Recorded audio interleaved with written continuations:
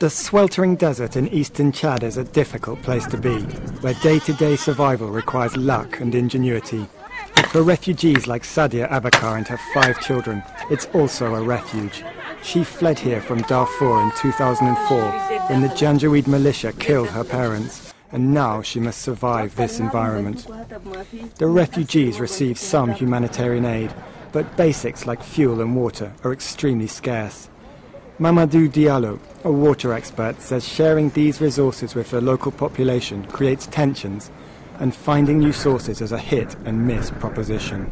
Et là, je vous avoue qu'on a tapé jusqu'à 80 mètres de profondeur sans trace d'eau. Sans trace d'eau, ça veut dire que là, la zone du camp n'était pas favorable à l'obtention d'eau. After several attempts, Mamadou finally hits water, but this doesn't mean there are endless reserves. Like the other boreholes, this one will eventually run dry. So Sadia and the other refugees are frugal with their water. Every drop is precious. 18,733 refugees in Iridimi camp get just 7 litres of water per day for all their daily needs. The average European, on the other hand, uses more than 20 times that amount each day. But Chad is far from Europe.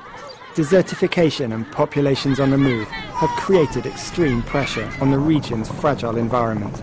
Analysts say that competition for limited resources such as grazing land is a major factor in Darfur's war. And in eastern Chad, the influx of so many refugees has added to the burdens of local villagers.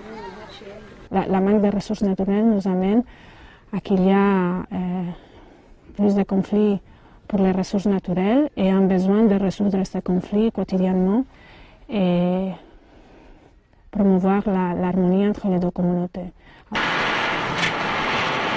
In addition to water, fuel is another resource in short supply. To reduce the impact on local communities, firewood is brought to the refugees, but it isn't always enough. And although it's illegal for them to leave the camp, these refugees often venture out in search of other wood. But, Sadia says, when women go searching for wood, they are often at risk.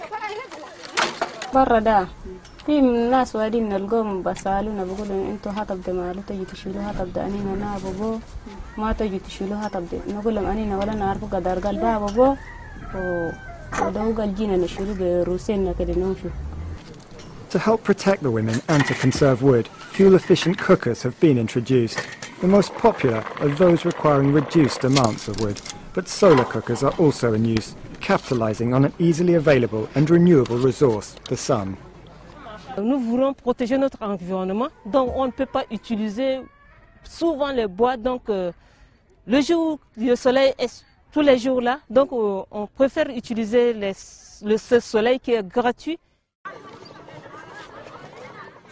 These conservation efforts help, but they cannot fix the shortages of water and wood. Chad may be an extreme example, but desertification threatens many sub-Saharan countries, potentially provoking conflict over resources and even more refugees.